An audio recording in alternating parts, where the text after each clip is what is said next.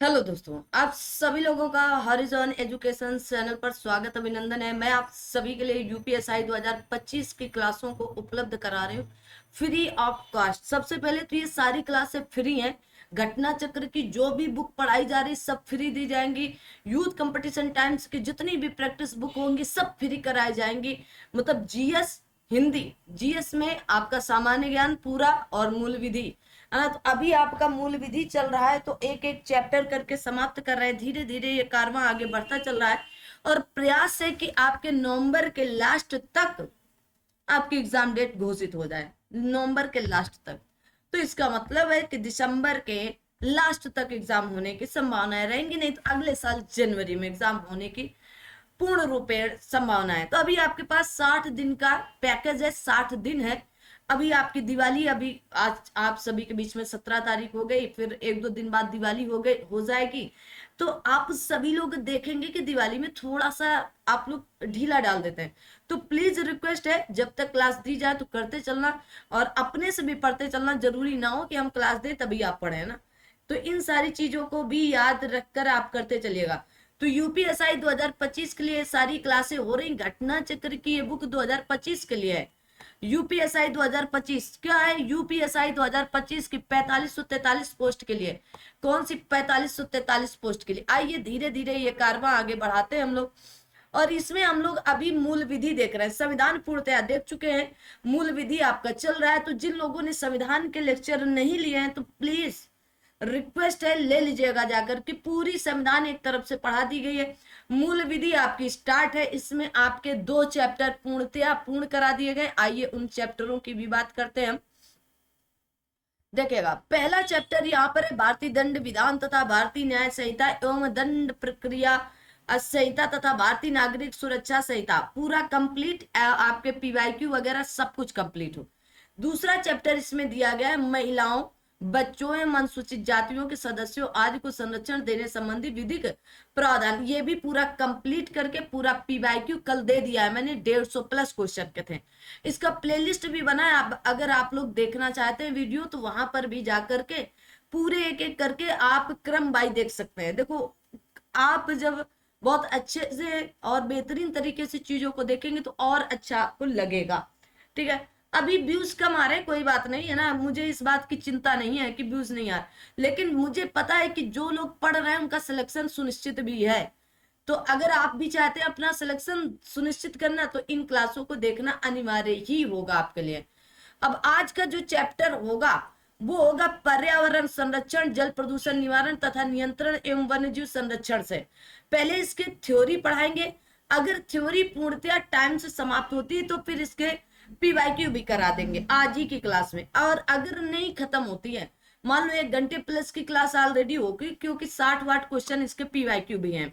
ठीक है, तो देखते हैं अगर 1.5 घंटे के ऊपर या 1.5 घंटे तक में दोनों चीजें कंप्लीट होती तो एक ही क्लास में, नहीं तो अलग अलग क्लास होगी और फिर इसके बाद इनके बारे में बातचीत करेंगे। तो आइए आज की क्लास को शुरू करते हैं।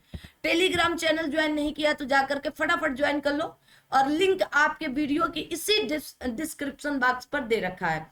तो वहां से लिंक जो टेलीग्राम ज्वाइन करने के बाद आपको करना क्या है, वहां पर टेलीग्राम चैनल का लिंक मेंशन है। आप वहां से कमेंट करके फॉलो करके आप मुझे कमेंट कर सकते हो और ये पीडीएफ पा सकते हो। पर्सनल ग्रुप में शेयर नहीं की जाएगी, हम आपको ये बात बार बार बता रहे हैं। जिनको ये चाहिए कि मुझे ये पीडीएफ चाहिए तो वो लोग प्लीज रिक्वेस्ट है कि आप सभी लोग आए और इंस्टाग्राम पर फॉलो करें और वहां पर मैसेज करें। वहां पर आपको पीडीएफ दे दी जाएगी, बता दी जाएगी, आपको पर्सनल भेज दी जाएगी। तो कोई दिक्कत वाली बात नहीं है। और जो भी कुछ यहाँ से दिया जा रहा है सब कुछ फ्री है भाई। कोई किसी प्रकार का कोई चार्ज नहीं मांगा जा रहा है। किसी और प्रकार से कोई अगर चार्ज मांगे तो आप जाने और आपका काम जाने, है ना। आपके यहाँ से अगर पूछा जाए हॉरिजॉन एजुकेशन की तरफ से कोई भी इन सब पीडीएफओ का चार्ज नहीं है। ठीक है ना, ये आपको खुला ओपनली बता रहे हैं, तो कोई चार्ज नहीं है, इसलिए आप फ्री में ये सारी पीडीएफ पा सकते हैं। ठीक है, आगे आते हैं। अब आगे आज हम लोग पढ़ने वाले पर्यावरण संरक्षण वन्य जीव संरक्षण के बारे में। तो सबसे पहले पर्यावरण संरक्षण अधिनियम कब आता है? 1986 में आता है। तो आइए एक एक करके बातचीत करते हैं। ठीक है ना, यहाँ तक बहुत अच्छे से आज की क्लास लेना, क्योंकि डायरेक्ट देखो जो पर्यावरण वाली चीजें हैं यहाँ से डायरेक्ट क्वेश्चन आ जाते हैं, तो किसी को किसी प्रकार की कोई दिक्कत भी नहीं होनी चाहिए कि डायरेक्ट आ रहे हैं तो कैसे करें ना, क्योंकि हु बहु वही आपके पीवाईक्यू ही पूछ लिए जाते हैं। ठीक है, क्या किया जाता है, पीवाईक्यू ही पूछ लिया जाता है, तो इसलिए और भी दिक्कत नहीं होनी चाहिए। ठीक है, ओके है, डन डना डन है। चलो तो डन डना डन है तो हम शुरू करते हैं। तो पर्यावरण के बारे में, पर्यावरण संरक्षण अधिनियम 1986 में आता है। मानवीय पर्यावरण के संरक्षण तथा सुधार के लिए जून 1972 में स्टॉकहोम स्वीडन में, स्वीडन के सम्मेलन में अनेक विनिश्चित हुए। भारत स्टॉकहोम सम्मेलन का सदस्य था और उसमें वे आपके विनिश्चयों के प्रति शपथबद्ध भी हुआ। सम्मेलन के विनिश्चयों तथा भोपाल गैस त्रासदी के पश्चात पर्यावरण संरक्षण हेतु विधि की आवश्यकता हुई। पर्यावरण संरक्षण अधिनियम 1986 में पारित किया गया। अधिनियम को राष्ट्रपति की सहमति 23 मई 1886 को मिली और 19 नवंबर 1986 से यह अधिनियम लागू भी हो गया। यह अधिनियम पूरे भारत पे लागू है। कहां पर, पूरे भारत पर। अधिनियम के विभिन्न उपबंधों को विभिन्न तिथियों व क्षेत्रों में लागू किए जाने की शक्ति केंद्र सरकार के पास है। किसके पास है, आप कहेंगे केंद्र। अधिनियम में कुल 4 अध्याय हैं और 26 धाराएं। कितनी धाराएं, 26 धाराएं। आइए देखते हैं एक करके। कहा गया अधिनियम की धारा 2 में महत्वपूर्ण पदों की परिभाषा दी गई। अधिनियम 2 का में जल, वायु और भूमि तथा मानवीय प्राणी, अन्य जीवित प्राणी, पौधे, सूक्ष्म जीव तथा संपत्ति और अनेक बीच विद्यमान आपके अंतर संबंध को पर्यावरण कहा जाता है। तो इसमें पर्यावरण की परिभाषा दी गई है।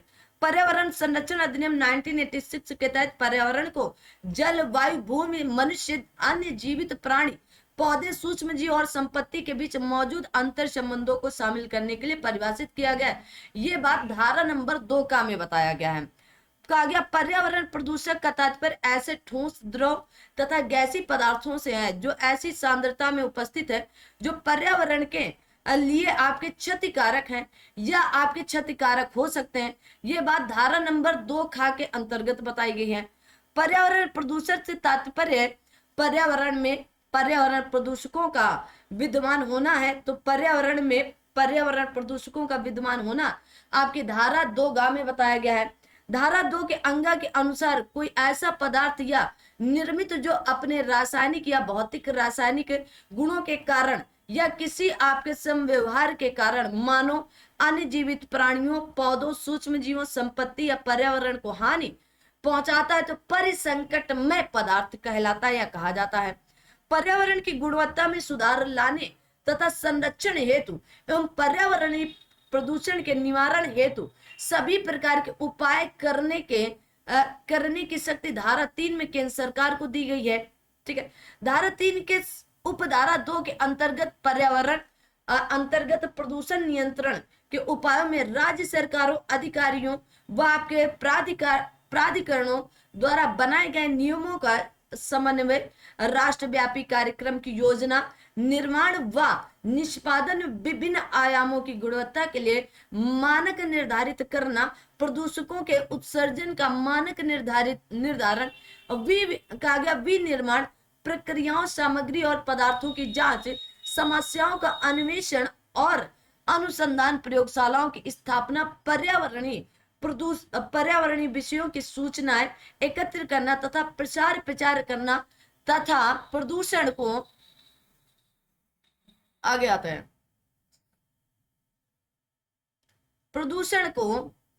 प्रदूषण निवारण हेतु नियम कहा गया पुस्तिकाएं, संहिताएं तथा मार्गदर्शिकाएं तैयार करना व अन्य उचित कार्यवाही करना शामिल है।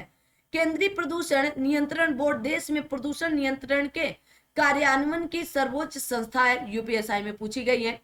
कहा गया धारा 3 में प्रदत्त शक्तियों के प्रयोग के कृत्यों के निर्वाह के लिए केंद्र सरकार प्राधिकरण का गठन करती है। धारा नंबर 3 के उपधारा 3 में बताया गया। राष्ट्रीय हरित अधिकरण या राष्ट्रीय हरित अधिकरण अधिनियम 2010 धारा नंबर 3 के अधीन स्थापित किया। कब आता है? धारा 2010 में। धारा नंबर 4 में केंद्र सरकार द्वारा अधिकारियों की नियुक्ति और उनकी शक्तियों के विषय में बात कही। धारा नंबर 5 के अनुसार केंद्र सरकार किसी व्यक्ति, प्राधिकारी या अधिकारी को लिखित निर्देश दे सकती जो बाध्यकारी होते हैं। कहा गया लिखित निर्देशों में किसी उद्योग संक्रिया या प्रक्रिया को बंद, प्रतिषेध या विनियमित करना तथा विद्युत जल या अन्य किसी सेवा को बंद या विनियमित करना शामिल हो सकता है। धारा 5 में दिए गए किसी निर्देश की अपील राष्ट्रीय हरित अधिकरण अधिनियम 2010 के पारित होने के पश्चात से राष्ट्रीय हरित अधिकरण में की जाएगी। पर्यावरण संरक्षण से संबंधित मामलों के प्रभावी और त्वरित निपटान के लिए राष्ट्रीय हरित प्राधिकरण को स्थापित किया गया। 2021 में पूछा गया है। कब? तो आपके 2021 के यूपीएसआई में पूछा गया। तो यूपीएसआई के लिए क्लास कैसी होने वाली है? लल्लन टॉप होने वाली है। धारा नंबर 6 में पर्यावरण प्रदूषण का विनियमन करने के लिए नियम बनाने की शक्ति केंद्र सरकार को प्राप्त है। धारा नंबर 7 में उद्योगों संक्रिया या प्रक्रिया को निर्धारित मानक से अधिक मात्रा में उत्सर्जन या आपके निस्सारण करना प्रतिषिद्ध किया गया है। तो धारा नंबर 7 में परिसंकट में पदार्थों से समव्यवहार करते समय रक्षा उपायों तथा विहित प्रक्रिया का अनुपालन किया जाएगा। धारा नंबर 8 में बताया गया है किसी घटना, दुर्घटना अथवा आकस्मिक कृत्य के कारण मानक से अधिक पर्यावरण प्रदूषण कारी का गया आपका निस्सारण होने पर उत्तरदायी व्यक्ति निर्धारित प्राधिकारी अथवा अभिकरण को सूचना देगा तथा मांग किए जाने पर सभी प्रकार की सहायता देगा। धारा नंबर 9 बताती है कहा गया आपके उपचारात्मक कार्यवाही में हुए खर्चे को ब्याज के साथ भू राजस्व के बकाया की तरह वसूल किया जा सकता है। धारा नंबर 9 के 3 में बताया गया है। धारा 10 केंद्र सरकार द्वारा इस निमित्त सशक्त किए गए किसी व्यक्ति को किसी स्थान में प्रवेश तथा निरीक्षण की शक्ति प्रदान करती है। किसी कारखाने, परिसर या अन्य स्थानों से जल, वायु, मिट्टी या अन्य पदार्थ का विहित तरीके से नमूना केंद्र सरकार या उसके द्वारा सशक्त किसी अधिकारी की शक्ति धारा नंबर 11 में दी गई है। आगे कहा गया है कि धारा 12 में केंद्र सरकार द्वारा पर्यावरणीय प्रयोगशालाएं स्थापित करने का प्रावधान करती है। आगे देखो कहा गया पर्यावरण संरक्षण अधिनियम 1986 के प्रावधानों के तहत संपूर्ण प्रयोगशालाएं केंद्र सरकार द्वारा स्थापित की जा सकती। धारा नंबर 12 बताती है पदार्थों के नमूनों के विश्लेषण के प्रयोजनों के लिए सरकारी विशेषज्ञ नियुक्त किए जा सकते हैं। धारा नंबर 13 बताती है सरकारी विशेषज्ञ की रिपोर्ट साक्ष्य के रूप में प्रयोग या उपयोग की जा सकती। धारा नंबर 14 बताती है कहा गया अधिनियम के उपबंधों, नियमों, आदेशों और निर्देशों के उल्लंघन के लिए दंड का प्रावधान। धारा नंबर 15 बताती है प्रत्येक उल्लंघन या असफलता के लिए 5 वर्ष तक का कारावास, 1 लाख रुपए तक जुर्माना या दोनों का दंड दिया जा सकता है। यदि उल्लंघन या असफलता जारी रहती है तो अतिरिक्त जुर्माने के रूप में दोष सिद्धि, प्रथम असफलता के पश्चात प्रत्येक दिन के लिए 5,000 रुपए तक के जुर्माने से दंडित किए जाने की संभावना या किए जाने की व्यवस्था भी है। कहा गया यदि दोष सिद्धि की तिथि से 1 वर्ष के पश्चात भी असफलता जारी रहती है तो कारावास की अवधि 7 वर्ष की हो सकती है। कंपनियों द्वारा अपराध किया जाना धारा 16 में दंडनीय है। कहा गया पर्यावरण संरक्षण अधिनियम 1986 या 1986 के तहत कंपनियों द्वारा किए गए अपराधों के लिए कंपनी के व्यवसाय के संचालन के लिए सीधे रूप में प्रभारी एवं आपके जिम्मेदार व्यक्तियों को धारा 16 के प्रावधानों के तहत दोषी माना जाता है। कहा गया धारा नंबर 18 सरकारी विभागों द्वारा अपराध को दंडित बनाती है। धारा नंबर 17 बताती। धारा नंबर 18 कहा गया सद्भाव पूर्वक की गई कार्यवाही के लिए संरक्षण अर्थात कोई भी वाद या विधिक कार्यवाही न चलाने का उपबंध करती है। न्यायालय अधिनियम के अधीन अपराध का संज्ञान केंद्र सरकार अथवा प्राधिकृत किसी प्राधिकारी या अधिकारी के परिवाद पर करेगा। किसी अन्य व्यक्ति द्वारा परिवाद किए जाने के आशय की लिखित सूचना केंद्रीय सरकार या इस निमित्त प्राधिकारी को कम से कम 60 दिन पूर्व देनी होगी। धारा नंबर 3 के अधीन गठित प्राधिकरण के सदस्यों, अधिकारियों एवं आपके कर्मचारी भारतीय दंड संहिता 1860 या आपके कहा गया 1860 की धारा 21 के अनुसार लोक सेवक होंगे। धारा 21 में बताया गया है। सिविल न्यायालय की अधिकारिता का वर्णन धारा 22 में दिया गया है। धारा 23 के अनुसार केंद्र सरकार आवश्यक लगने पर किसी अधिकारी, राज्य सरकार या प्राधिकरण को अपनी शक्तियां और कृत्य आपके प्रत्यायोजित कर सकती है। कहा गया प्रत्यायोजित करने वाली शक्तियों में धारा 3 के अधीन अधिकरण गठित करने की शक्ति तथा धारा 25 में दी गई है नियम बनाने की शक्ति शामिल नहीं है। आगे देखेंगे इस अधिनियम के प्रावधान तथा उनके अधीन बनाए गए नियम अन्य अधिनियम से असंगत होते हुए भी अभिभावी होंगे और धारा 25 में केंद्र सरकार के नियम बनाने की शक्ति का प्रावधान है। अन्य उपयोगी तथ्य कहा गया पृथ्वी सम्मेलन रियो डी जनेरियो ब्राजील में 1992 में आयोजित किया गया था। सतत विकास पर विश्व शिखर सम्मेलन 2002 में जोहान्सबर्ग में संपन्न हुआ था। इंपॉर्टेंट है, डायरेक्ट इतना ही पूछ लिया जाता है जितना उसमें लिखा गया, बस आगे देखते हैं। कहा गया 2012 में रियो डी जनेरियो में आयोजित संयुक्त राष्ट्र सतत विकास पर सम्मेलन पर्यावरण संरक्षण हेतु प्रयास के उदाहरण है। एजेंडा 21 भी सतत विकास पर संयुक्त राष्ट्र की गैर बाध्यकारी कार्य योजना पर्यावरण संरक्षण हेतु है। पर्यावरण को प्रदूषित करने वाले अत्यधिक हानिकारक प्रकार मानव कार्बनिक अपशिष्ट 2014 में पूछा गया था। तो यूपीएसआई में ये सारी चीजें पूछी जा रही हैं, पूछी जा सकती हैं, तो इन्हें आपको करते रहना है, करते चलना है धीरे धीरे। ठीक है, किसी व्यक्ति के पूर्ण दायित्व में न केवल प्रदूषण के पीड़ितों की क्षतिपूर्ति शामिल है बल्कि पर्यावरणीय क्षति को पुनः ठीक करने की लागत भी शामिल है। और इस सिद्धांत को प्रदूषक द्वारा भुगतान सिद्धांत कहा जाता है। 2021 में यह बात पूछी गई है। पर्यावरण प्रभाव आकलन का सिद्धांत पहली बार संयुक्त राज्य अमेरिका के राष्ट्रीय पर्यावरण नीति अधिनियम में पेश किया गया था। ध्वनि प्रदूषण या विनिमय और नियंत्रण नियम 2000 पर्यावरण संरक्षण अधिनियम 1986 द्वारा नियंत्रित किए जाते हैं। क्या किए जाते हैं? तो आप बोलोगे नियंत्रित किए जाते हैं। चलिए आगे है जल प्रदूषण निवारण तथा नियंत्रण अधिनियम 1974। ठीक है, तो यहां से भी आपके प्रश्न पूछे जाते हैं। ठीक है ना, तो याद रखोगे। ठीक है, आगे आता है तो आपके कहा गया जल प्रदूषण निवारण तथा नियंत्रण अधिनियम कब आता है? तो 1974 में आता है। कब? 1974 में। कहा गया जल प्रदूषण निवारण तथा नियंत्रण अधिनियम 1974 को 23 मार्च 1974 को अधिनियमित किया गया। इसलिए 23 मार्च को कौन सा दिवस मनाया जाता है? कमेंट करें। इस अधिनियम में कुल 8 अध्याय और 64 धाराएं हैं। यह अधिनियम प्रथमता असम बिहार गुजरात हरियाणा हिमाचल प्रदेश जम्मू कश्मीर कर्नाटक केरल मध्य प्रदेश राजस्थान त्रिपुरा पश्चिम बंगाल के संपूर्ण राज्यों और केंद्र शासित क्षेत्रों में लागू हुआ।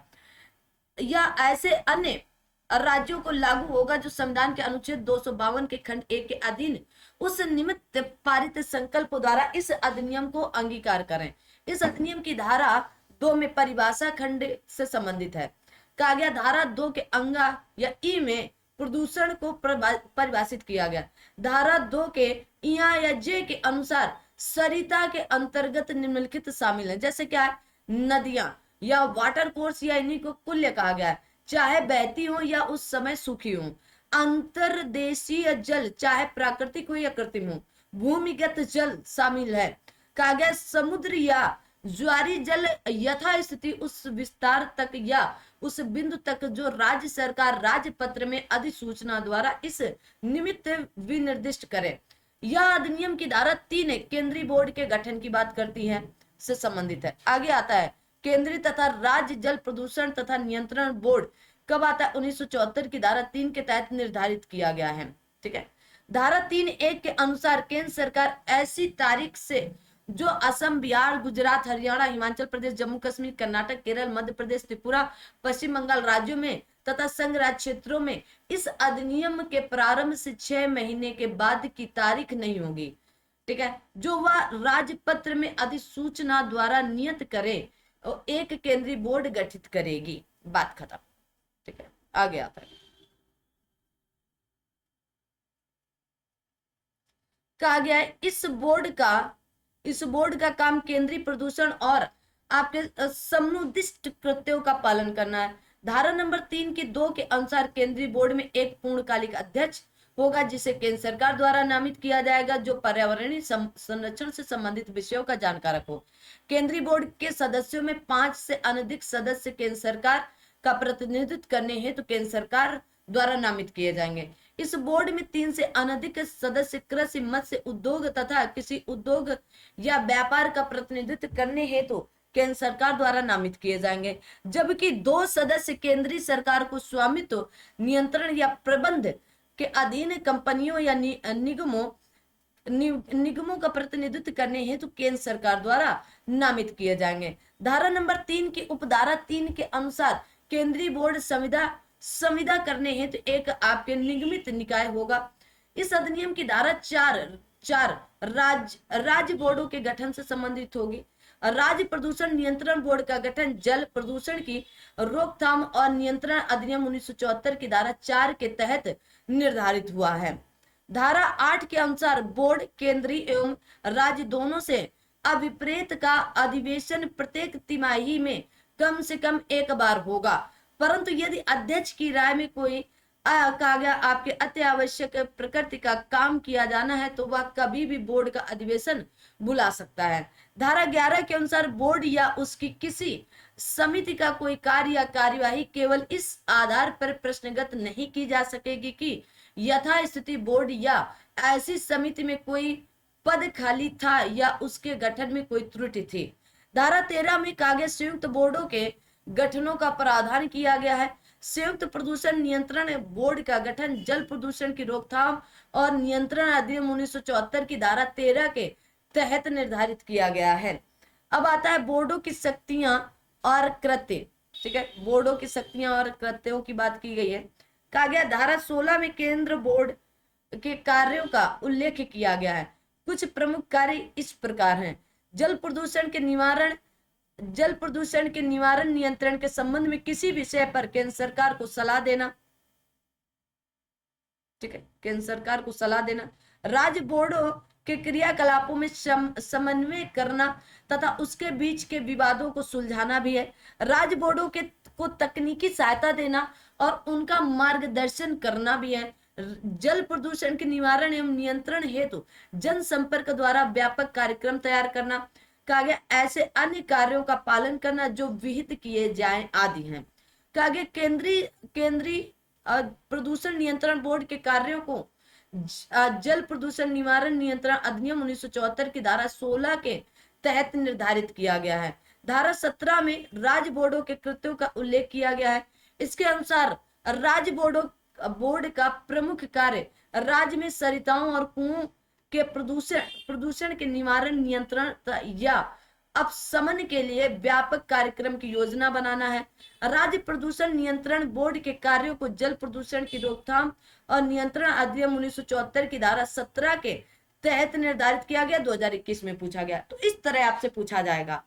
ठीक है, कि क्या मतलब राज्य प्रदूषण नियंत्रण बोर्ड के कार्यों का जल प्रदूषण किस धारा में, तो धारा 17 के तहत निर्धारित किया गया। इसलिए धारा पढ़ना आवश्यक है ना, नहीं तो ऐसे तो सभी लोग पढ़ के ही जाते हैं, तो धारा याद करनी थोड़ी सी इंपॉर्टेंट होती है। आगे आते हैं। कहा गया राज्य प्रदूषण नियंत्रण बोर्ड को जल प्रदूषण निवारण एवं नियंत्रण अधिनियम 1974 की धारा 20 के तहत कार्यों को करने हेतु सूचना प्राप्त करने की शक्ति प्राप्त है। 2021 में पूछा गया है। जल प्रदूषण निवारण एवं नियंत्रण कहा गया धारा 24 में प्रदूषक पदार्थ आदि अब कहा गया व्ययन या आपके कहा गया निस्तारण के लिए सरिता या कुएं के उपयोग का प्रतिषेध किया गया है। धारा 33 में सरिताओं या कुएं के जल के आसक्त प्रदूषण को अवरुद्ध करने के लिए बोर्ड के न्यायालय को आवेदन करने की शक्ति का प्रावधान किया गया है। धारा 33 के खा में राष्ट्रीय हरित अधिकरण को अपील करने से संबंधित प्रावधान किया गया है।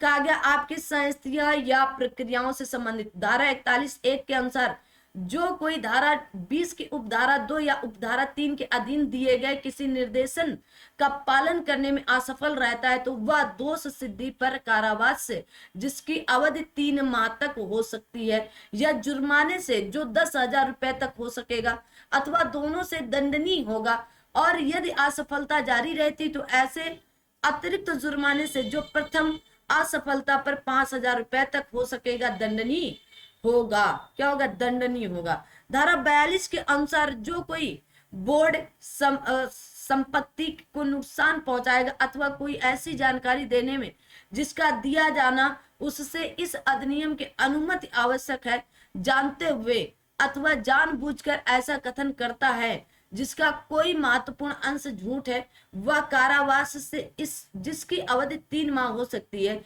या जुर्माने से 1,000 रुपए तक का हो सकता है अथवा दोनों से दंडनीय होगा। आगे आते धारा 43 के अनुसार जो कोई धारा 24 के उपबंधों का उल्लंघन करेगा वह कारावास से जिसकी अवधि 1 वर्ष और 6 माह से कम ना होगी, किंतु जो 6 वर्ष तक की हो सकेगी, परंतु जुर्माने से भी दंडनीय होगा। धारा 44 के अनुसार कहा गया, धारा 44 के अनुसार जो कोई धारा 25 या 26 के उपबंधों का उल्लंघन करेगा वह कारावास से जिसकी अवधि 1 वर्ष और 6 माह से कम नहीं होगी, किंतु 6 वर्ष तक हो सकेगी और जुर्माने से भी दंडनीय होगा। धारा 45 का के अनुसार जो कोई इस अधिनियम के किसी उपबंध का उल्लंघन करेगा या अधिनियम के अधीन दिए गए किसी आदेश या निर्देश का अनुपालन करने में असफल रहेगा, जिसके लिए इस अधिनियम में अन्यत्र किसी दंड का उपबंध नहीं किया गया, वह ऐसे कारावास से जो 3 माह तक हो सकेगा या जुर्माने से जो 10,000 रुपए तक का हो सकेगा या दोनों से दंडनीय होगा। आगे आते हैं धारा 47 में कंपनियों द्वारा किए गए अपराध के बारे में उल्लेख किया गया है। धारा 48 सरकारी विभागों द्वारा किए गए अपराध से संबंधित है। किसमें? धारा 48 के सरकारी विभागों द्वारा। धारा 49 एक अपराधों का संज्ञान लेने से संबंधित है। इसके अनुसार महानगर मजिस्ट्रेट या प्रथम वर्ग न्यायिक मजिस्ट्रेट से अवर या नीचे का कोई न्यायालय इस अधिनियम के अधीन दंडनीय किसी अपराध पर विचार नहीं करेगा। धारा 49 के 3 के अनुसार दंड प्रक्रिया संहिता 1973 की धारा 29 में किसी बात के होते हुए भी किसी प्रथम वर्ग न्यायिक मजिस्ट्रेट या किसी महानगर मजिस्ट्रेट के लिए इस अधिनियम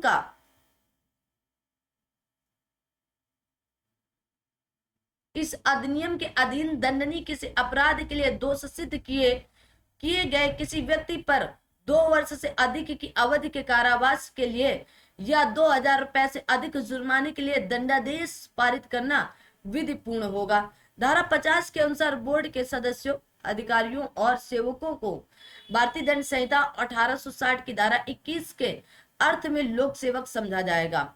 अब आता है इसका प्रकीर्ण और विविध। देखेंगे कहा गया धारा 51(1) का केंद्रीय जल प्रयोगशाला की स्थापना से संबंधित है। इसके अनुसार केंद्र सरकार राजपत्र में अधिसूचना द्वारा एक केंद्रीय जल प्रयोगशाला स्थापित करेगी। धारा 52(1) के का में राज्य जल प्रयोगशाला की स्थापना से संबंधित है। इसके अनुसार राज्य सरकार राजपत्र में अधिसूचना द्वारा एक राज्य जल प्रयोगशाला की स्थापना करेगी। धारा 55 के अनुसार सभी स्थानीय प्राधिकारी बोर्ड को ऐसी मदद तथा ऐसी सहायता और ऐसी जानकारी देंगे जिसकी वह अपने कर्तव्यों के निर्वहन के लिए अपेक्षा करेगा। धारा 56 के अनुसार राज्य बोर्ड के लिए भूमि का अधिग्रहण भूमि अर्जन अधिनियम 1894 के उपबंधों के अधीन या आपके कागज तत्समय प्रवृत्त किसी अन्य उस स्थान की विधि के अधीन अर्जित की जाएगी। धारा 59 में कहा गया आपका सद्भाव पूर्वक की गई कार्यवाही के लिए संरक्षण का प्रावधान करेगी। धारा 63 में केंद्रीय सरकार के नियम बनाने की शक्ति का उल्लेख किया गया। धारा 64 में राज्य सरकार के नियम बनाने की शक्ति का उल्लेख किया गया है। तो इतनी बात याद रखोगे क्या? याद रख लो प्लीज, रिक्वेस्ट है। अब आता है आपका वन्य जीव संरक्षण अधिनियम 1972। किसकी बात की गई है? तो आप कहेंगे वन्य जीव संरक्षण अधिनियम 1972। ठीक है, तो इनके बारे में जानते हैं हम लोग।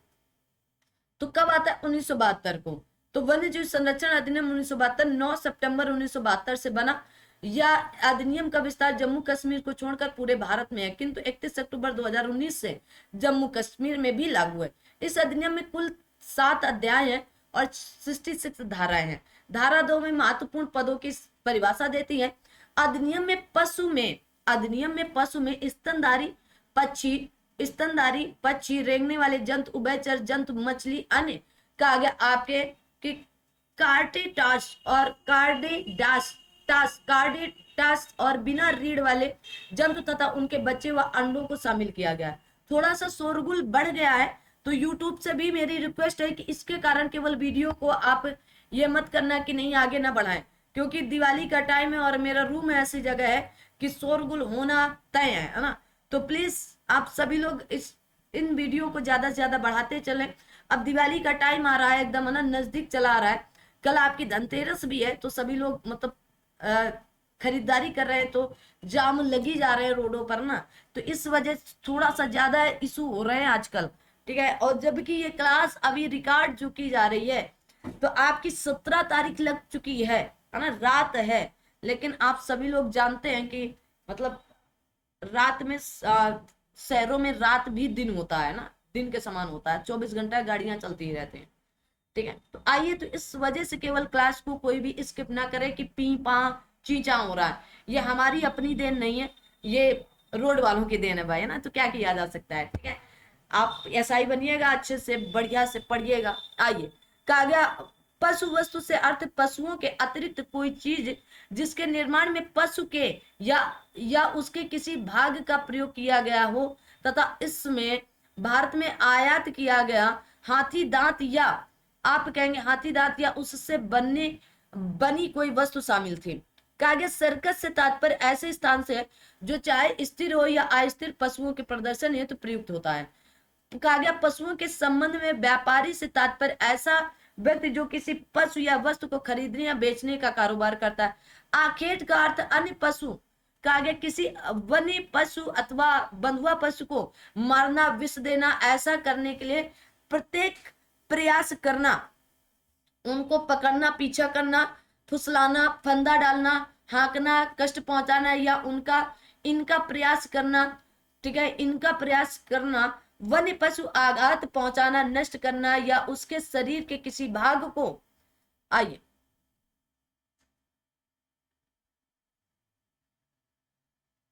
शरीर के किसी भाग को ले जाना या वन्य पक्षी या रेंगने वाले के अंडे को क्षति पहुंचाना या उसके घोंसले व अंडे को नुकसान पहुंचाना धारा 2 के उपधारा 16 में शामिल है। इंपॉर्टेंट है।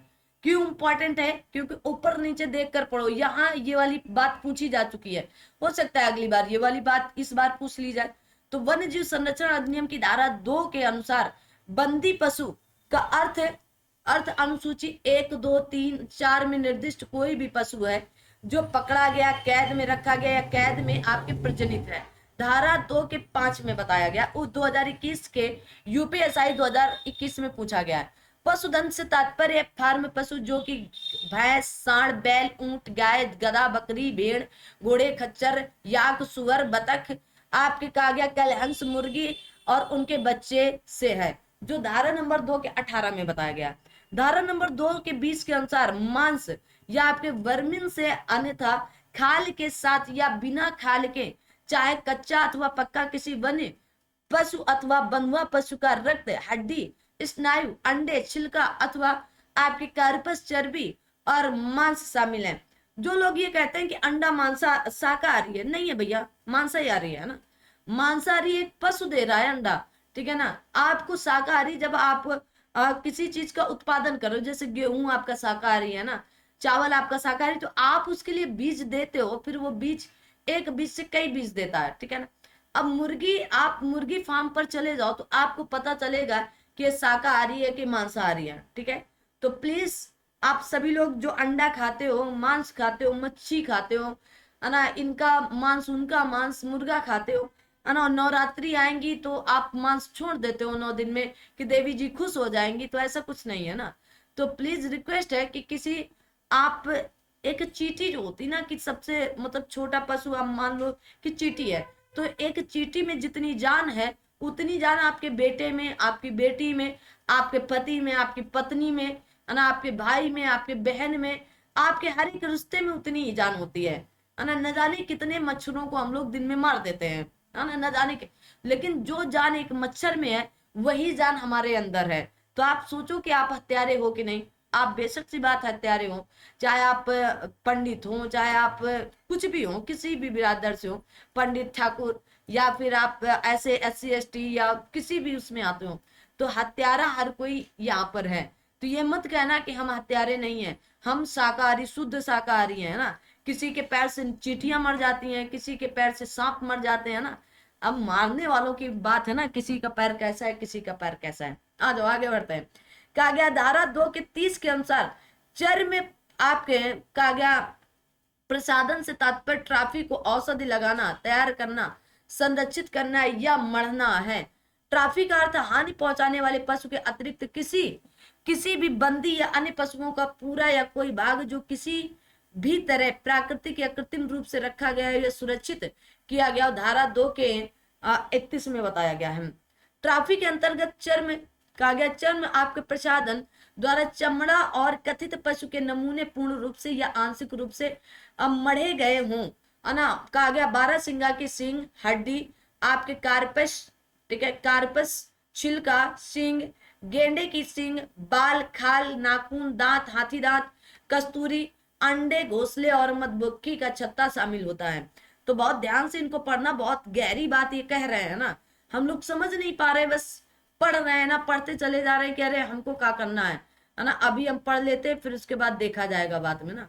लेकिन ये इतनी गहरी बात कह रहे हैं कि आपको इनको समझना जरूरी है, ठीक है। आगे आता है, अब आता है आपका आयुध। आयुध के अंतर्गत गोली, बारूद, तीर, धनुष, विस्फोटक, आपके अग्नेय अस्त्र, कांटा, चाकू, फंदा, जहर, जाल और अन्य औजार और यंत्र जो पशु को बेहोश करने, सड़ाने, नष्ट करने, आघात पहुंचाने या मारने योग्य हो शामिल है, धारा नंबर 2 के 35 में।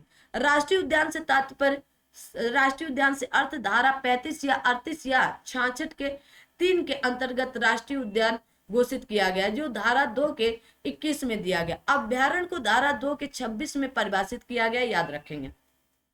वन्यजीव परिरक्षण का एक निदेशक, एक सहायक निदेशक तथा अन्य अधिकारी व कर्मचारियों की नियुक्ति केंद्र सरकार द्वारा धारा 3 के अंतर्गत की जाती है।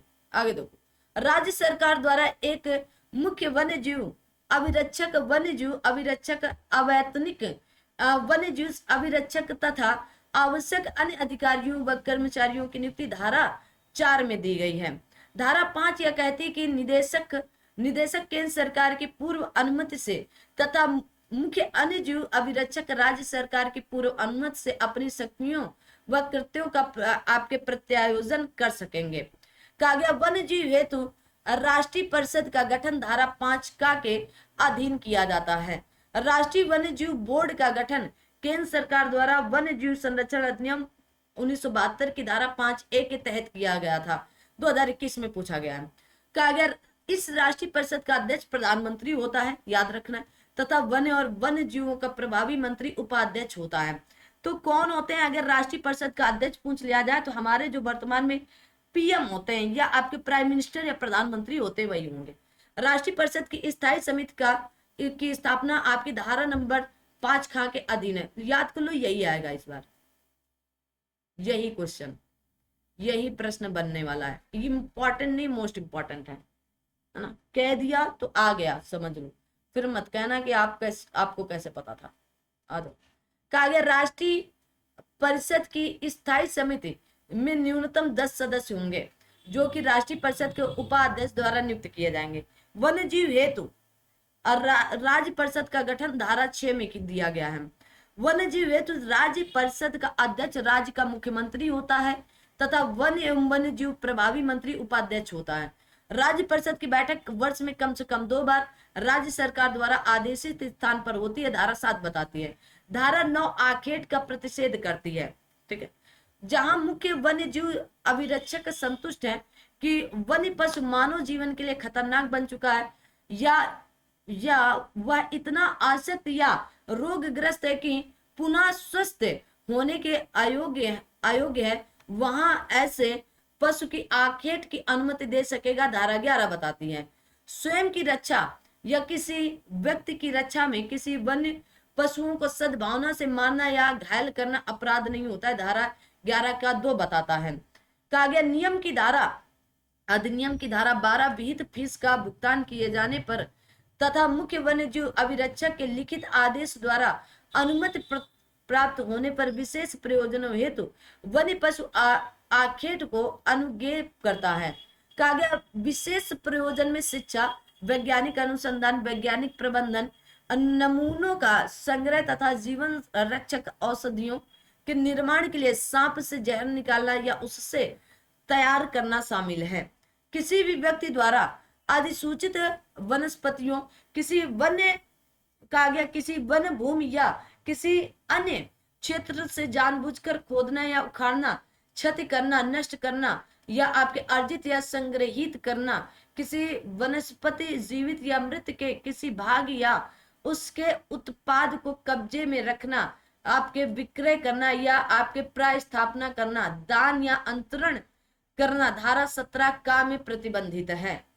लाइसेंस के बिना विनिर्दिष्ट प्रकार की वनस्पति की कृषि नहीं की जा सकती, धारा 17 गा बताती है। धारा 17 जहाज वाला ना 17 जा हर प्रकार की विनिर्दिष्ट संपत्तियों या उसके भाग या उत्पाद इत्यादि को सरकार की संपत्ति घोषित करती है। क्या करती है? संपत्ति घोषित करती है। ठीक है, आगे देखो। किसी आरक्षित वन क्षेत्र के किसी भाग या आपके टेरिटोरियल वाटर के अतिरिक्त किसी क्षेत्र को राज्य सरकार अधिसूचना द्वारा वन्य जीव संरक्षण शरण स्थल घोषित कर सकती, धारा 18 बताती है। धारा 18 के अधीन अभ्यारण्य घोषित तथा आरक्षित क्षेत्र के संरक्षण कलेक्टर की नियुक्ति राज्य सरकार द्वारा की जाती है। आरक्षित क्षेत्र या उस पर किसी अधिकार का विनिश्चित कलेक्टर द्वारा किया जाता है। किसके द्वारा? कलेक्टर के द्वारा। उत्तराधिकारी, वसीयती या गैर वसीयती संबंधी अधिकार जो अधिसूचना के पूर्व अर्जित हो के सिवाय अधिकार के अर्जन पर रोक धारा 20 में है। कहां पर? धारा 20 में। कहा गया किसी क्षेत्र के संबंध में धारा 18 के अधीन अधिसूचना जारी होने के 60 दिन के भीतर कलेक्टर क्षेत्रीय भाषा में उद्घोषणा प्रकाशित कराता है। कलेक्टर द्वारा किसी दावे की जांच धारा 22 के तहत की जाती है। धारा 25 का के अनुसार अधिकारियों के अर्जन, दावों का विनिश्चय इत्यादि कलेक्टर द्वारा अधिसूचना जारी होने के 2 वर्षों के भीतर किया जाएगा। क्या किया जाएगा? 2 वर्षों के भीतर किया जाएगा। आ दो भाई, आगे देखते हैं।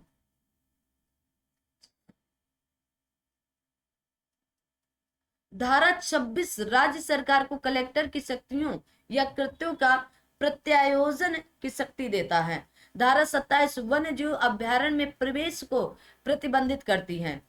कार्यरत लोक सेवक का गया मुख्य वन्य जीव अभिरक्षक या आपके प्राधिकृत अधिकारी द्वारा वन्य जीव शरण स्थल की सीमा के अंदर रहने के आपके अनुमन्य व्यक्ति सीमा के अंदर किसी अचल संपत्ति पर कोई अधिकार रखने वाले उपरोक्त के आश्रित या एक छोर से दूसरे छोर पर अभ्यारण्य के माध्यम से गुजरने वाले किसी व्यक्ति के अतिरिक्त कोई भी इसमें प्रवेश से निवास नहीं करेगा। ठीक है, ये बात आपको याद रखनी।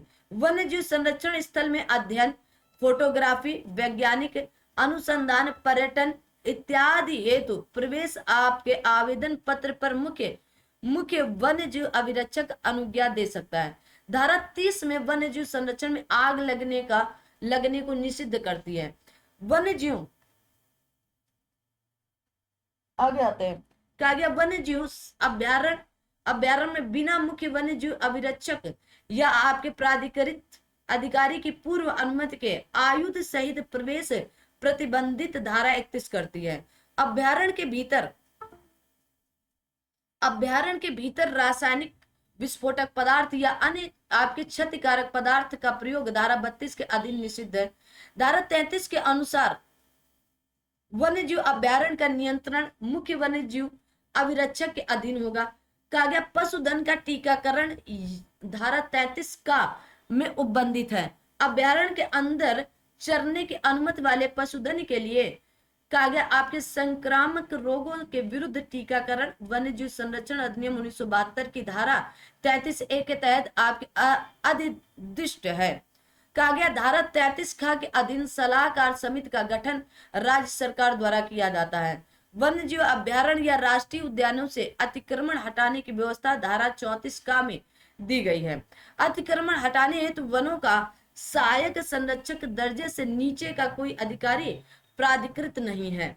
कहा गया राष्ट्रीय उद्यान के रूप में किसी क्षेत्र को राज्य सरकार द्वारा घोषित किया जाता है, धारा 35 बताती है। कहा गया जिस क्षेत्र में राज्य सरकार राज्य सरकार शिकार को किसी अवधि के लिए बंद घोषित करने की अधिसूचना जारी कर दे, वह बंद क्षेत्र कहलाता है, धारा 37 बताती है। केंद्र सरकार द्वारा क्षेत्रों को अभ्यारण्य या राष्ट्रीय उद्यान घोषित करने की शक्ति धारा 38 में है। केंद्र सरकार केवल उन्हीं क्षेत्रों के संबंध में ऐसी घोषणा कर सकती है जो राज्य के अभ्यारण्य क्षेत्र में ना तो आता हो तथा जो राज्य सरकार ने केंद्र सरकार को पट्टे पर या अन्यथा हस्तांतरित किया हो। कहा गया केंद्रीय चिड़ियाघर प्राधिकरण का गठन केंद्र सरकार द्वारा किया जाता है। केंद्रीय चिड़ियाघर प्राधिकरण में कुल 12 व्यक्ति, अध्यक्ष, सचिव और 10 से अनधिक अन्य सदस्य हो सकते हैं, धारा 38 का बताती है। हो सकता है ये प्रश्न भी याद है कुल 12 व्यक्तियों के बारे में, ठीक है, कि केंद्रीय चिड़ियाघर प्राधिकरण में कुल कितने में। तो यूपीएसआई 2025 के लिए कमर कस लीजिएगा ना, कोई भी चीज कहीं पर भी पूछी जा सकती है। तो सभी लोग तैयार हैं क्या? सभी लोग अपना अपना योगदान देने के लिए तैयार हो क्या? अगर अभी तक तैयार नहीं हुए हो तो भाई तैयार हो जाओ, कमर कस लो। एग्जाम डेट कभी भी घोषित हो सकती है यूपीएसआई की 2025 के लिए। आगे आते हैं। आगे कहा गया अध्यक्ष या अन्य सदस्यों, सचिव को छोड़कर कार्यकाल केंद्र सरकार विहित करती है जो 3 वर्ष से अधिक नहीं होता है। अध्यक्ष या कोई सदस्य अपना त्यागपत्र केंद्र सरकार को संबोधित करता है। अध्यक्ष या किसी सदस्य को प्राधिकरण की लगातार 3 बैठकों में अनुपस्थित होने के आधार पर पद से हटाया भी जा सकता है, धारा 38 का बताती है, ठीक है। कहा गया कोई भी चिड़ियाघर बिना प्राधिकरण की मान्यता के नहीं चलाया जा सकता है, धारा 38 जा बताती है। प्राधिकारी की पूर्व अनुज्ञा के बिना किसी वन्य पशु को या पकड़े गए पशु का अर्जन, विक्रय या स्थानांतरण नहीं किया जाएगा, धारा 38 आपके झा बताती है। कोई व्यक्ति चिड़ियाघर में शोर मचाकर या चिढ़ाकर पशुओं को परेशान नहीं करेगा, न पशुओं को घायल करेगा, धारा 38 इया बताती है। धारा 38 ठा के अधीन राष्ट्रीय बाघ संरक्षण प्राधिकरण का गठन किया गया। तो पूछ लिया जा सकता है कि राष्ट्रीय बाघ संरक्षण प्राधिकरण का गठन किस धारा के अंतर्गत, तो धारा 38 ठा के अंतर्गत। पर्यावरण और वन मंत्रालय का प्रभारी मंत्री राष्ट्रीय बाघ संरक्षण प्राधिकरण का अध्यक्ष होता है। कहा गया प्राधिकरण के सदस्यों का कार्यकाल 3 वर्ष का होता है, धारा 38 कहा गया अड़ा बताती है, ठीक है। 38 टा ठा डा ढा टा ठा डा है, डा है ना, 38 डा बताती है। प्राधिकरण का कोई कर्मचारी जो ऐसा होने में इच्छुक नहीं है, वह इच्छुक न होने की तिथि से 6 माह की अवधि के कहा गया अवसान तक पद धारण करेगा, 38 ढा बताती है, ठीक है। ढक्कन कहा गया राज्य सरकार द्वारा गठित संचालन समिति का अध्यक्ष राज्य का मुख्यमंत्री होता है, यह आपका धारा 38 पा बताती है। किसी कहा गया किसी क्षेत्र को बाघ आरक्षित तथा बाघ संरक्षण योजना राज्य सरकार द्वारा घोषित तथा तैयार किया जाता है, आपकी धारा 38 फा बताती है, ठीक है। तो याद करते चलना है आपको सब। चलिए कहा गया बाघ आरक्षित क्षेत्र की सीमाओं में परिवर्तन बाघ संरक्षण प्राधिकरण तथा वन्य जीव हेतु आपके राष्ट्रीय परिषद के अनुमोदन पर किया जाता है, धारा 38 बा बताती है। बाघ आरक्षित क्षेत्र के संबंध में कोई अधिसूचना केवल लोकहित में रद्द की जा सकती है। किसके लिए? लोकहित के लिए। बाघ तथा जैव विविधता के संरक्षण हेतु बाघ संरक्षण प्रतिष्ठान राज्य सरकार द्वारा स्थापित किया जाता है, धारा 38 आपके भा बताती है, ठीक है, ठीक है। आ जाओ भाई, भट्टी है ना, भाभा है ना, जहांगीर होमी जहांगीर भाभा, ठीक है, भा बताती। बाघ तथा आपके संकटापन जाति अपराध नियंत्रण ब्यूरो का गठन केंद्र सरकार द्वारा किया जाता है, यह धारा 38 माह बताती है। कौन बताती? 38 माह बताती। ब्यूरो का पदेन निदेशक पदेन वन्य जीव संरक्षण तथा पुलिस का गया महानिरीक्षक सहायक निदेशक होगा। धारा 39 के अनुसार वन्य प्राणी इत्यादि सरकारी संपत्ति है, ये आपको याद करके रखना है। यदि केंद्र सरकार द्वारा घोषित एक अभ्यारण्य में किसी पशु का शिकार किया जाता है तो ऐसी पशु सामग्री केंद्र सरकार की संपत्ति होगी। इसे वन्य जीव संरक्षण अधिनियम 1972 की धारा 39 के अंतर्गत निपटाया जाता है। धारा 44 के अधीन बिना कागज आपके अनुज्ञप्ति ट्रॉफी और पशु कागज आपके ट्रॉफी और पुश वस्तुओं से व्यवहार निषिद्ध है। ठीक है। अच्छा, अब यहाँ पर पुश का मतलब क्या होगा? हाँ, ये क्वेश्चन सही है भाई ना। ठीक है, तो आपको यहाँ पर आपको बताएं, कमेंट करना कि आपको क्या पता है क्या कि इसका मतलब क्या होगा। कौन कौन जाता है जल्दी से, क्या मतलब होगा? युद्ध, शिकार, प्रतियोगिता आदि में ली गई भी वस्तु विशेष रूप से जब उसे स्मृति चिन्ह के रूप में संरक्षित किया गया हो, लूट, पुरस्कार या पुरस्कार, विजय, वीरता, कौशल आदि के प्रतीक या प्रमाण के रूप में काम करने वाली कोई भी चीज हो सकती है। ठीक है, तो पुश क्या हो सकती है? तो इसका मतलब आप समझ गए कि नहीं समझ गए आप, है ना? जैसे ट्रॉफी है, इन सब के बारे में बताया जा रहा है, तो इसलिए उसको क्या कहेंगे? पुश वस्तु। ठीक है, आ दो भाई। तो क्या होता है पुश का अर्थ? किसी चीज को अपनी ओर दूर ढकेलना या उस पर दबाव डालना। ठीक है, पुश का मतलब क्या होता है? तो वस्तुओं से व्यवहार निषिद्ध है। वन्य जीव संरक्षण अधिनियम 1972 की धारा 44 के तहत बिना लाइसेंस के ट्रॉफी या पशुओं की वस्तुओं का लेन देन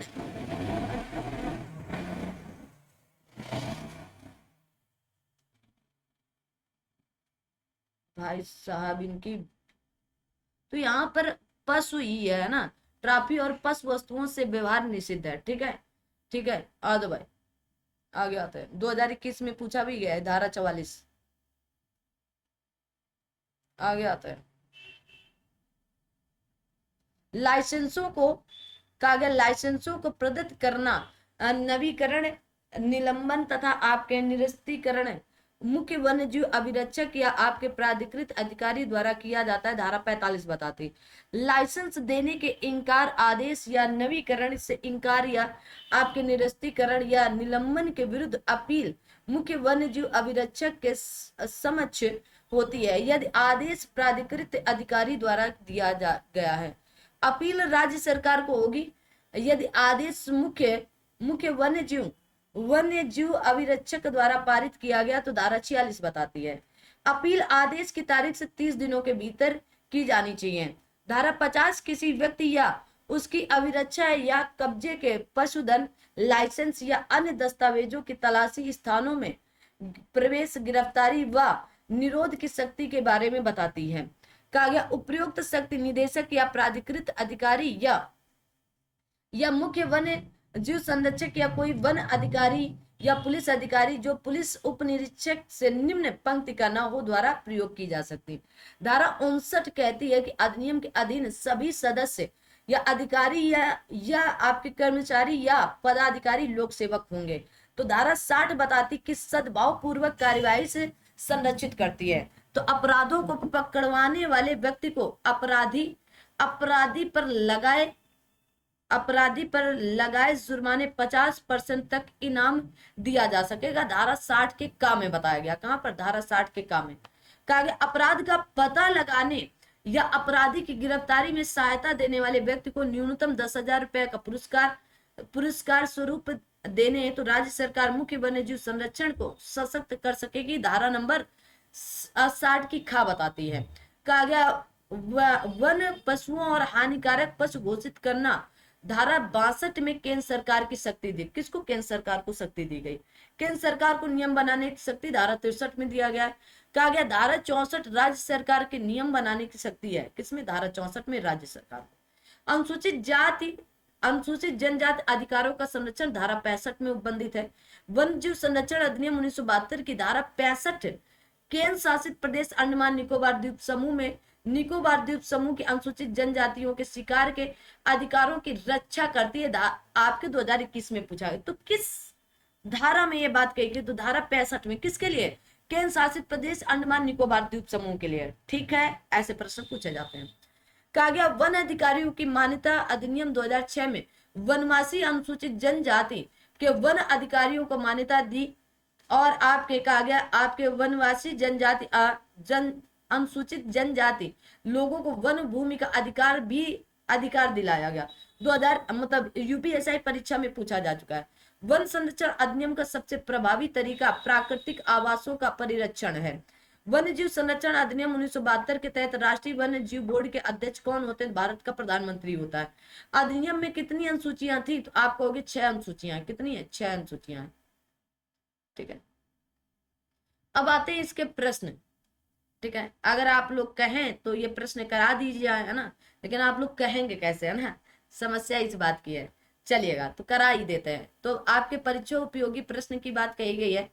ठीक है, तो ये आपके प्रश्न लगभग यहाँ पर शायद 60 के आसपास है, 50 प्लस है। ठीक है, क्या 50 प्लस है? तो आइए देखते हैं। पर्यावरण प्रदूषण से अभिप्राय है।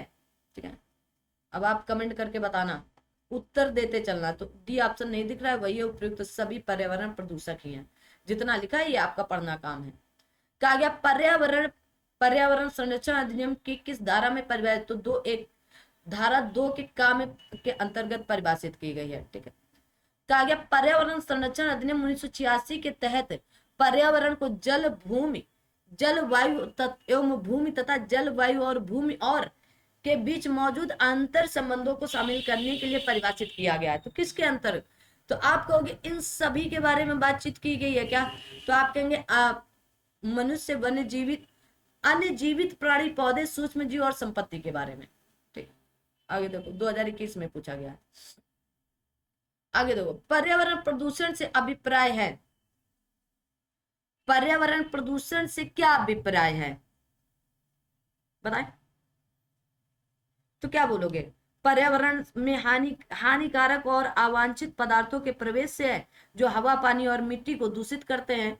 तो ऐसा ठोस पदार्थ जो सांद्रता में विद्यमान में जो पर्यावरण के लिए क्षतिकर हो सकता है या जिसका क्षतिकर होना आपके संभव है। आगे देख लेते हैं। फिलहाल ऑप्शन ए ही सही होना चाहिए। हो सकता है इससे अच्छा ऑप्शन बना रखे हो ये लोग ना, क्योंकि कुछ कहा नहीं जा सकता। हाँ, तो सभी है अच्छा। ठीक है, ओके। कहा गया ऐसे द्रव जो किस ऐसी सांद्रता में विद्यमान है जो पर्यावरण के लिए क्षतिकर हो सकता है, जिसका क्षतिकार होना आपके संभव है। ऐसी गैसी पदार्थ जो ऐसी सांद्रता में विद्यमान है जो पर्यावरण के लिए क्षतिकर हो सकता है या जिसका क्षतिकर होना आपके संभव है। तो उपयुक्त सभी पर्यावरण प्रदूषक है। ठीक है, आपके पर्यावरण संरक्षण अधिनियम 1986 की धारा 2 में ये बताया गया और पढ़ा दिया गया, तो इसलिए अभी बहुत ज्यादा हम डिटेल नहीं करने वाले ना। ठीक है, आगे आते हैं। केंद्रीय प्रदूषण नियंत्रण बोर्ड में कितने सदस्य होते हैं? तो आप कहेंगे चेयरमैन और 16 सदस्य होते हैं। ठीक है, तो टोटल कितने हुए? अर्थात 17 सदस्यीय बोर्ड होता है। ठीक है, बोर्ड की स्थापना कब होती? 1774 में जल प्रदूषण निवारण और नियंत्रण अधिनियम 1974 के तहत की गई थी। ठीक है, आगे देखो। कहा गया भारतीय संविधान में किस संविधान संशोधन अधिनियम द्वारा पर्यावरण के बारे में उपबंध है? तो 42वें संविधान संशोधन 1976 के द्वारा किया गया है। 48 आपके डीपीएसपी में 48 का आर्टिकल 48 का जोड़ा गया है।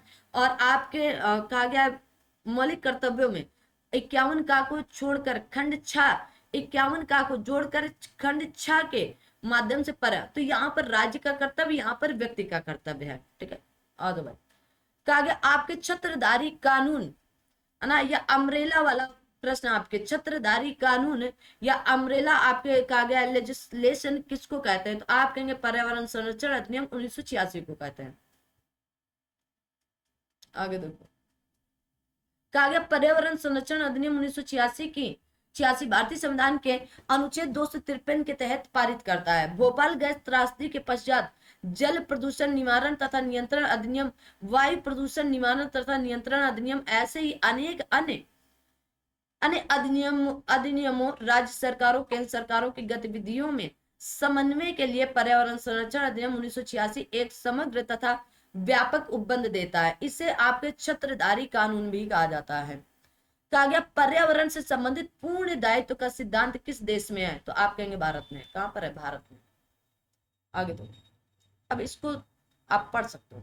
पर्यावरण प्रदूषण का प्रमुख कारण क्या है? तो आप कहेंगे असंगत औद्योगिकरण, अनियंत्रित जनसंख्या वृद्धि, आधुनिक प्रौद्योगिकी।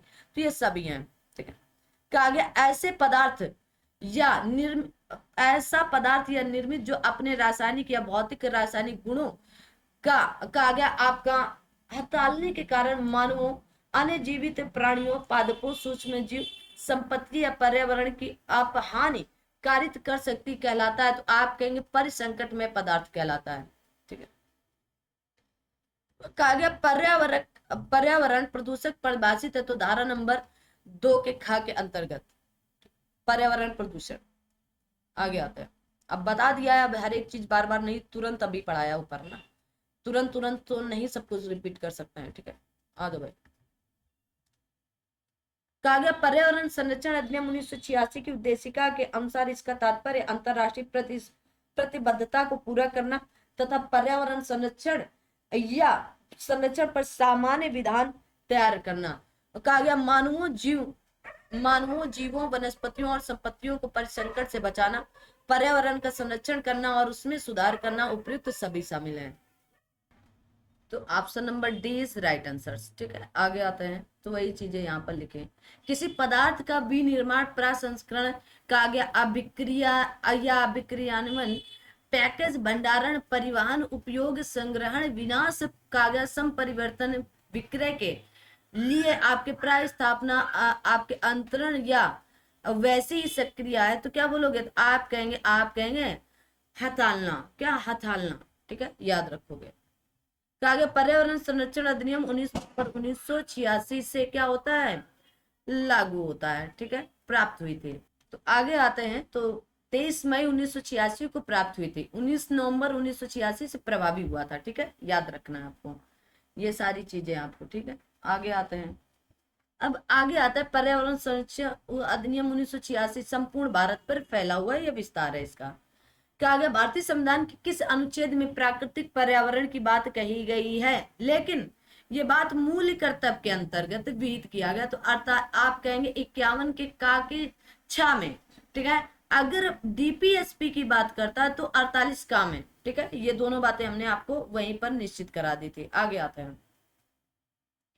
आगे कहा गया पर्यावरण के संरक्षण और सुधार के लिए उपयोग करने की शक्ति जिसमें निहित है वो केंद्र सरकार है। किसके? केंद्र सरकार। धारा 3 के अंतर्गत ये बात बताई गई। भारतीय संविधान के अंतर्गत पर्यावरण संबंधित कौन सा अनुच्छेद है? तो 48 का है, डीपीएसपी के अंतर्गत आई है।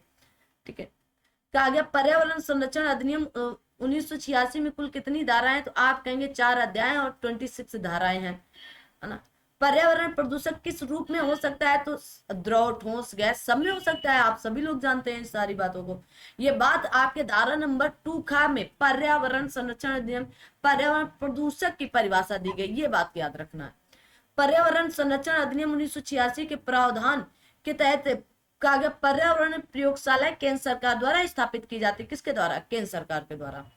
ठीक है, धारा 12 के अंतर्गत पर्यावरण प्रयोगशाला केंद्र सरकार द्वारा स्थापित की जा सकती है। उत्तर प्रदेश पुलिस भर्ती एवं प्रोन्नत बोर्ड के द्वारा जारी अंतिम संशोधन इसमें मूल्यांकन से बाहर कर दिया गया था, बल्कि सही है उत्तर, कोई दिक्कत नहीं है। आगे आते हैं। आगे आप सभी लोग देखेंगे, सेशन को लाइक शेयर सब्सक्राइब नहीं किया तो आप सभी लोग लाइक शेयर सब्सक्राइब भी करते चलेंगे।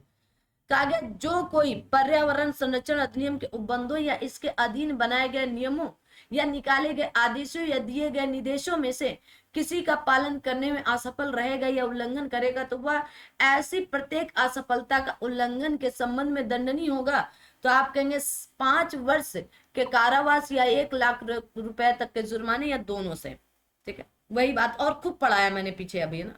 कहा गया पर्यावरण संरक्षण अधिनियम 1986 के तहत कंपनियों द्वारा किए गए अपराध के लिए कंपनी के व्यवसाय के संचालन के लिए सीधे रूप से प्रभारी एवं जिम्मेदार व्यक्तियों को धारा 16 के अंतर्गत प्रावधान के तहत दोषी माना जाएगा।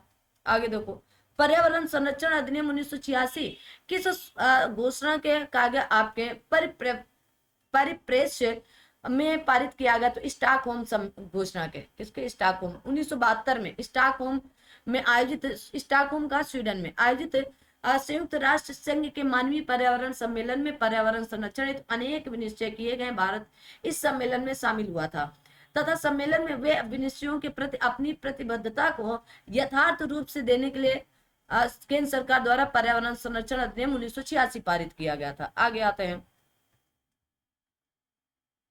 कहा गया पर्यावरण संरक्षण अधिनियम कब अधिनियमित हुआ? 23 मई को। ठीक है। तो 23 मई को अधिनियमित हुआ था, ये बात आपको याद रखनी है, ठीक है, 23 मई। आगे देखो, अब इनको क्या हो गया भाई साहब, कहा गया पर्यावरण संरक्षण अधिनियम 1986 में केंद्र सरकार की साधारण शक्तियों का उल्लेख किन धाराओं में, तो आप कहेंगे धारा 3 से 6 तक दिया गया। किसमें? धारा 3 से 6। Option number C is right answer. कहा गया पर्यावरणीय प्रयोगशालाओं को स्थापित करने की शक्ति किसे है, तो केंद्र सरकार को है। किसको है? केंद्र सरकार को है।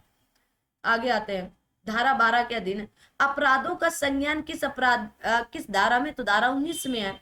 कहां पर कहा गया? धारा 19 में कहा गया। ठीक है।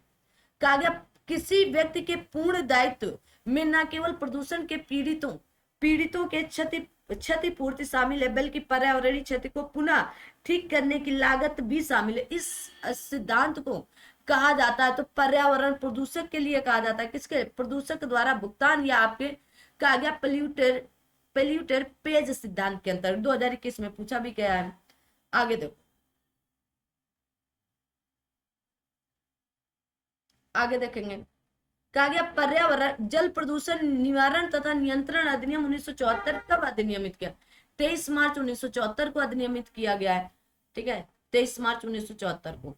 कहा गया जल प्रदूषण निवारण तथा नियंत्रण अधिनियम 1974 में कुल कितने अध्याय और धाराएं हैं, तो 8 अध्याय और 64 धाराएं, सब पढ़ा भी दी है, इंपॉर्टेंट है। कहा गया जल प्रदूषण निवारण तथा नियंत्रण अधिनियम 1974 में प्रदूषण को किस धारा में परिभाषित किया गया, तो 2 के अंगा में। कहां पर? 2 के अंगा में। कहा गया 2 के अंगा या आपके ABCDE में। कहां पर? ई में प्रदूषण को परिभाषित किया गया है। जल प्रदूषण निवारण तथा नियंत्रण अधिनियम 1974 परिभाषित संरचना में शामिल है, तो नदी भी है, कुल्या भी है, ठीक है, भूमिगत जल भी है, तो उपयुक्त सभी भी हैं। ठीक है, उपयुक्त सभी, ऑप्शन नंबर डी। अंतर्देशीय जल चाहे प्राकृतिक हो या कृत्रिम, ये भी शामिल है। भूमिगत जल भी है, नदी कुल्ले तो है ही है।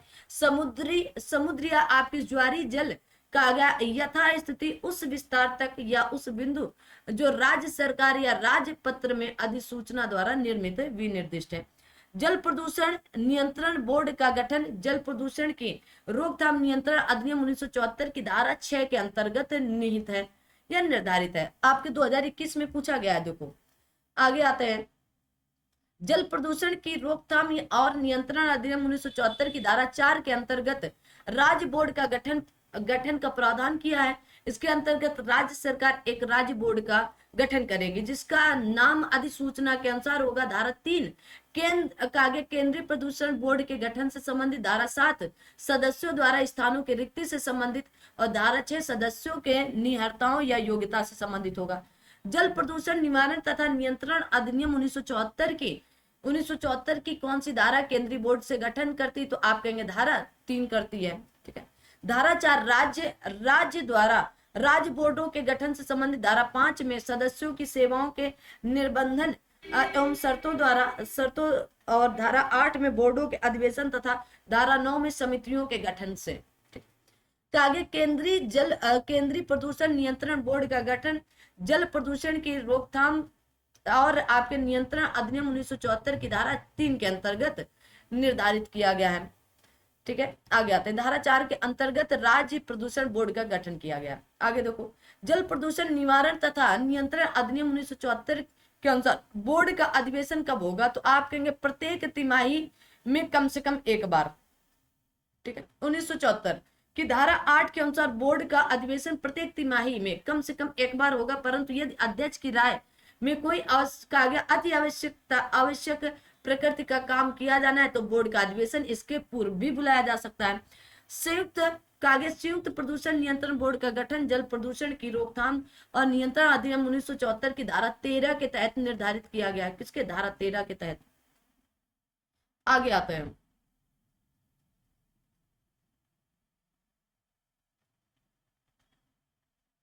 आगे देखेंगे, कहा गया आपकी वही बात फिर यहाँ पर कहेगी, धारा 13 के तहत निर्धारित किया गया। धारा 14 में संयुक्त बोर्डों की संरचना के बारे में, धारा 16 में केंद्रीय प्रदूषण नियंत्रण बोर्ड के बारे में, यही प्रश्न मैंने कहा हो सकता है आ भी जाए। धारा 17 में राज्य प्रदूषण नियंत्रण बोर्ड के कृत्यों के बारे में प्रावधान किया गया है। कहा गया राज्य प्रदूषण नियंत्रण बोर्ड को जल प्रदूषण निवारण तथा नियंत्रण अधिनियम 1974 के तहत कार्यों को करने हेतु तो सूचना प्राप्त करने की शक्ति धारा 20 में बताई गई। कहा? धारा 20 में। आगे देखो धारा 21 में कहा गया आपकी वायु श्रोताओं के नमूनों के लिए शक्ति एवं उसके उपबंधों में आपके अनुसरित की जाने वाली प्रक्रिया। धारा 30 में कतिपय आपके कहा गया संघ कर्मों को क्रियान्वित करने की राज्य बोर्ड की शक्ति होगी। धारा 20 के तहत राज्य सरकार धारा 20 के तहत अपने कार्यों को करने हेतु तो सूचना प्राप्त करने की शक्ति प्राप्त होगी। जल प्रदूषण निवारण तथा नियंत्रण अधिनियम 1974 के किसी उपबंध का उल्लेख करने पर कितने माह तक के कारावास का प्रावधान है? तो 3 माह तक। कितने? 3 माह तक के लिए। Option number C is right answer. आ गया तो भाई कहा गया धारा की 1974 की धारा 45 का के अनुसार जो इस अधिनियम के किसी उपबंध का उल्लंघन करेगा वो कारावास से कम 3 माह तक हो सकेगा या जुर्माना 10,000 रुपए या दोनों से दंडनीय होगा। जल प्रदूषण निवारण तथा नियंत्रण अधिनियम 1974 की कौन सी धारा कंपनियों द्वारा किए गए अपराधों से संबंधित? तो धारा 47, धारा 47।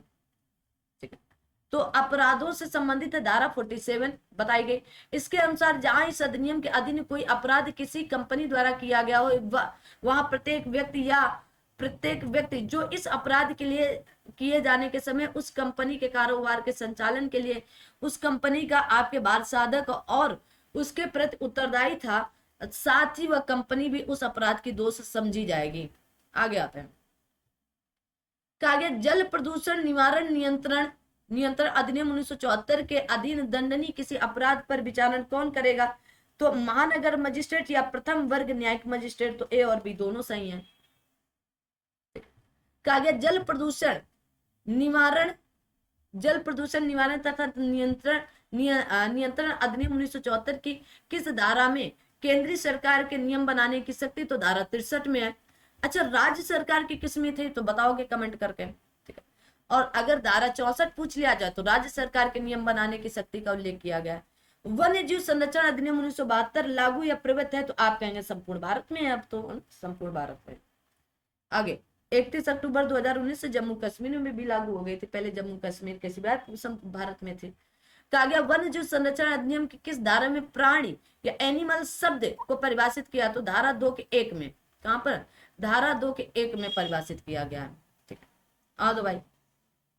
तो वन्य जीव संरक्षण अधिनियम 1972 की धारा 2 के 1 में प्राणी अथवा पशु शब्द को परिभाषित किया गया है। परिभाषा इस प्रकार प्राणी या पशु से स्तनधारी पक्षी, रेंगने वाले जंतु, उभयचर जंतु, मछली और बिना रीढ़ वाले जंतु सम्मिलित होते हैं। इनमें उनके बच्चे और अंडे भी सम्मिलित होते हैं।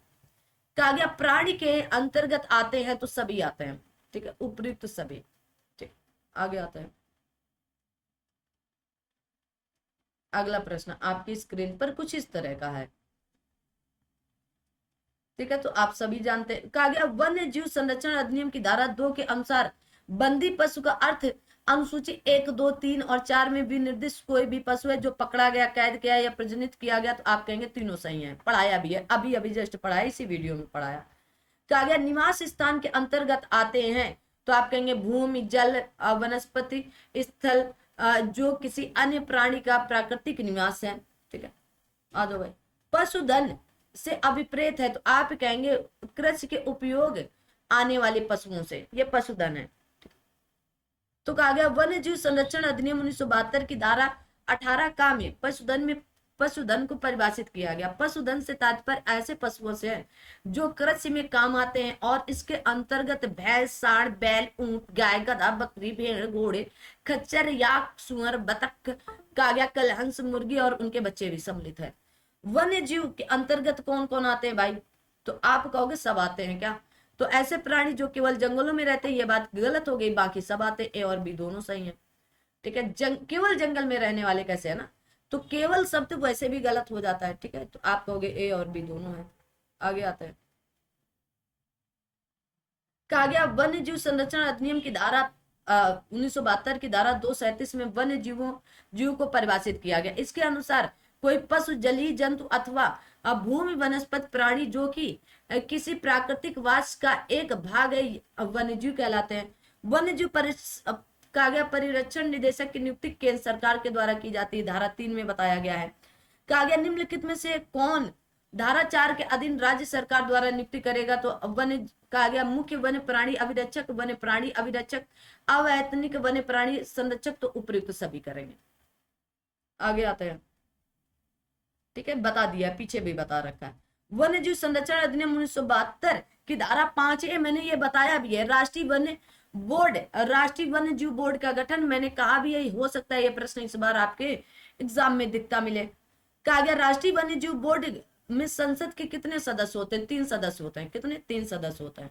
5 काम है वन्य जीव, ये तो राष्ट्रीय परिषद का गठन संबंधित प्रावधान है। इसके अनुसार राष्ट्रीय वन्य जीव बोर्ड में संसद के 3 सदस्य होंगे, जिनमें 2 लोकसभा और 1 राज्यसभा से भी होंगे। ठीक है, आगे आते हैं।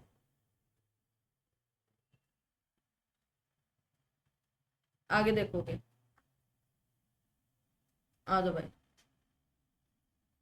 कहा गया है कि अभ्यारण्यों के अंदर चरने की अनुमति वाले पशुधन के लिए आपके संक्रामक रोगों के विरुद्ध टीकाकरण के तहत, तो वन्य जीव संरक्षण अधिनियम 1972 की धारा 33A के तहत, किसके? 33A के तहत। तो इतना लंबा चौड़ा नहीं पढ़ेंगे हम, क्योंकि ऑलरेडी हमने अभी जस्ट पढ़ा दिया है। वन्य जीव संरक्षण अधिनियम 1972 की धारा 38 का किससे? तो चिड़ियाघर, केंद्रीय चिड़ियाघर प्राधिकरण के गठन से संबंधित है। ये भी मैंने अभी एक एक लाइन आप सभी के समझ पड़ी थी। कहा गया के फलस्वरूप वन्य जीव संरक्षण अधिनियम विधेयक 2013 बनाया गया। तो आप कहेंगे CITES, ठीक है। तो आपसे अगर इसका फुल फॉर्म पूछ लिया जाए तो कितने लोग बताओगे इसका फुल फॉर्म? अच्छा बता दो, कितने लोग इसका फुल फॉर्म बता सकते हैं?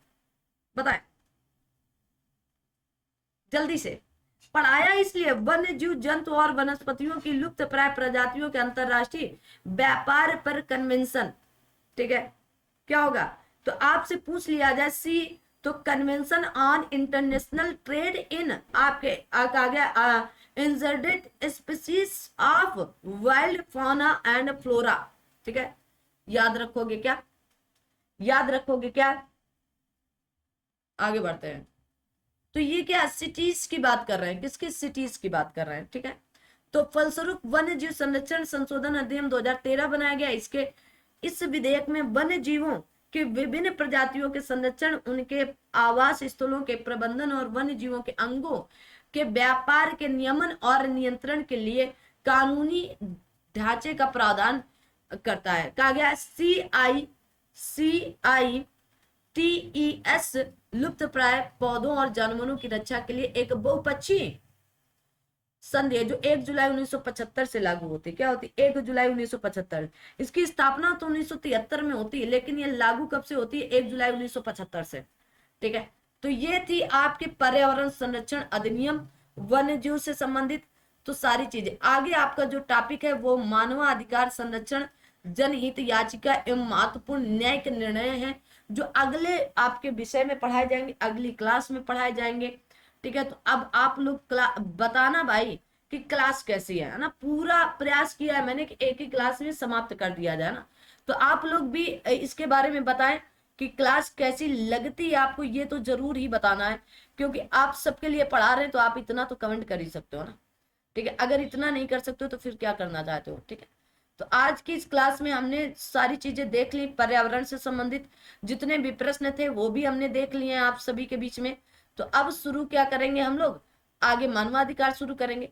हाँ, लेकिन बीच में अब आपकी दिवाली पड़ रही है। आज आपके बीच में 17 तारीख है, घर भी जाना है हमको ना। 18 तारीख को मतलब हम निकल भी जाएंगे, लेकिन 18 तारीख की क्लास मिलेगी। 2 दिन की हो सकता है आपकी छुट्टी रहे, लेकिन कोशिश फिर भी हमारी ये रहेगी कि क्लास पर डे मिले, चाहे छोटी मिले, ठीक है। ये मत कहना कि नहीं दिवाली में, क्योंकि हम साल में एक बार ही घर जाने का मतलब 3-4 दिन की छुट्टियां लेकर जाते हैं साल में ना। तो 3-4 दिन में थोड़ा सा डिस्टरबेंस आपको होगा, लेकिन आपको 18 तारीख तक तो प्रॉपर क्लासें मिलेंगी। 19 तारीख को संडे पड़ रहा है, 20 को दिवाली है।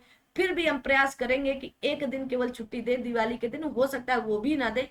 अगर आप पढ़ना चाहते हैं तो पढ़ते रहिएगा। हो सकता है हम आपको प्रैक्टिस सेट एक एक करके पढ़ा दें, है ना, 2-3 प्रैक्टिस सेट एक एक करके दे दें। तो उनको कर लेना। वो आपकी छोटी क्लासें रहेंगी 20-20, 25-25 मिनट की, क्योंकि घर में वीडियो बनाना थोड़ा सा इम्पॉसिबल है, क्योंकि नेट ही नहीं चलता है ना गांव में इतना तेजी से कि हम अपलोड कर सकें लंबी क्लासें। तो इसलिए छोटी क्लासें आपको दी जाएंगी, क्योंकि हम घर से वीडियो बनाएंगे तो 20-20, 25-25 मिनट की हम। अब लैपटॉप में तो बस यही है कि आपको कि हम नेट मतलब फोन से कनेक्ट करके ही नेट दे सकते हैं, और लैपटॉप बड़ी स्पीड के साथ नेट लेता है ना। आप सभी लोग ये सारी बातें जानते होंगे कि वाईफाई के बगैर क्लासें अपलोड करना छोटी मोटी बात नहीं है, बहुत बड़ी बात होती है। तो इसलिए छोटी क्लासें 18 तारीख के बाद से मिलनी स्टार्ट हो जाएंगी, लेकिन मिलेंगे रेगुलर, ये मैं आपको वादा दिलाती हूँ।